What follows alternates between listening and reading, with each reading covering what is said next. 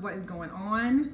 It has been so long, too long, like the whole summer. I don't know about y'all, but life has been busy. Like when you have kids that are out of school, and this was our first summer where our oldest, Canaan, was on summer break. So previously he was like in year-round preschool, but last year was kindergarten, and we had a legit summer break where we had to figure out what we're going to do with him every day because we decided not to put him in summer camp. So anyway, it was a fun summer, and thank God, like technically summer's not over. It's still hot, it's still August, but he's back in school. So we had fun, and that took up the majority of my days, just spending time with him and our little one Carson, who's 2 now. They both kind of have summer birthdays. So there was that. We did a little bit of traveling, but we back. I missed y'all. I hope you missed me. Just been living life, doing things, supporting my husband and my church and my family and all those things that I'm responsible for.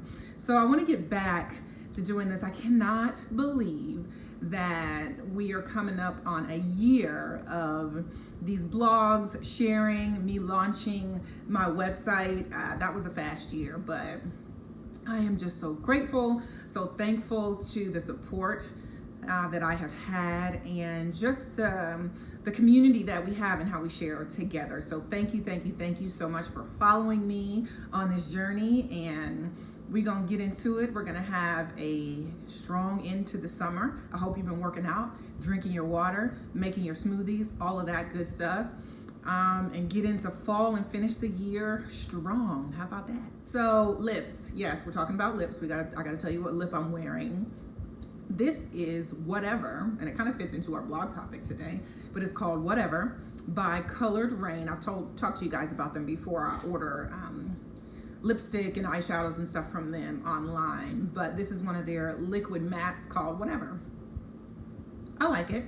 I'll be wearing it more in the fall because it's got a darkish brownish tint to it, but I really do like it. So check it out if you're into lipsticks. This is Whatever by Colored Raine. So what are we talking about today?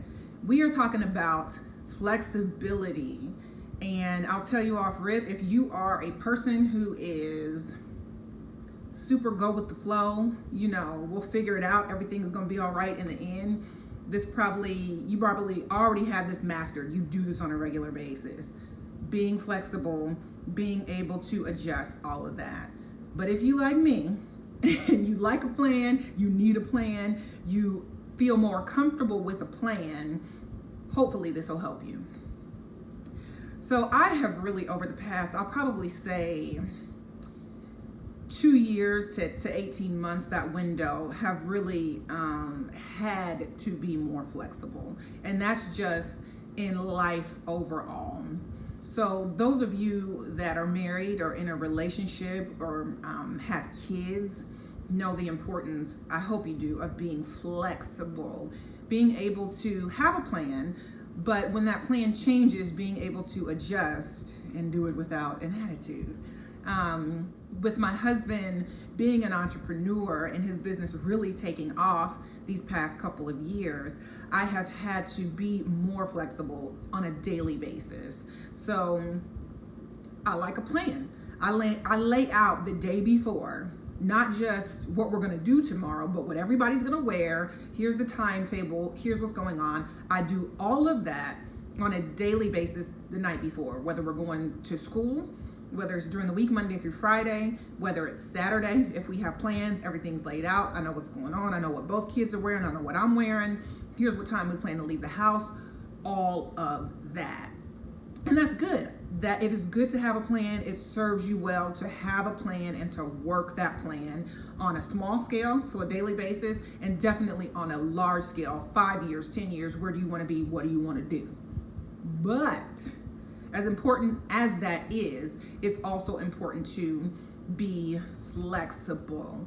When plans get changed, it's not a bad thing necessarily.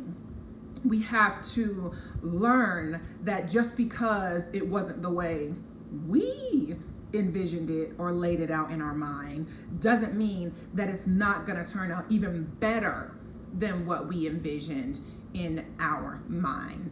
And so those of you that are believers, right, we have to be flexible. We have to be flexible with walking out our purpose. So a lot of us have a broad general idea of what we were purposed, what we were destined to do, right? I hope that you are seeking that. I hope that you are praying about that.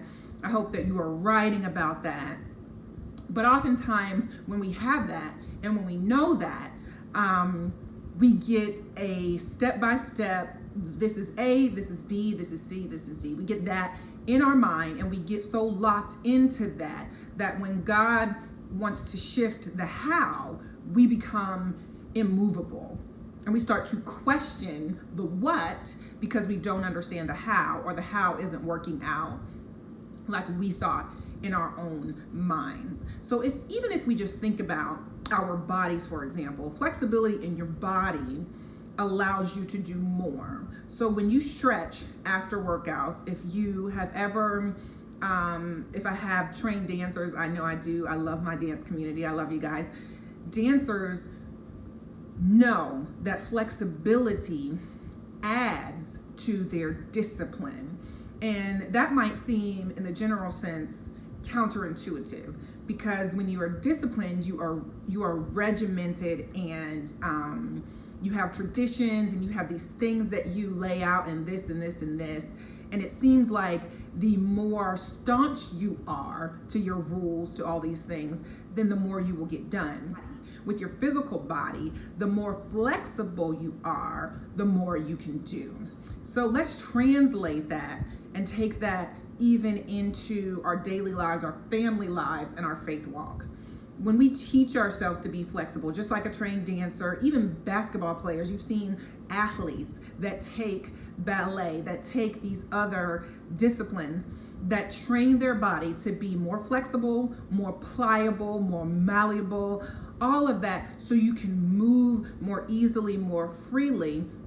It contributes to their game and to their other athletic disciplines. It serves them better. They can do more because their muscles are more limber.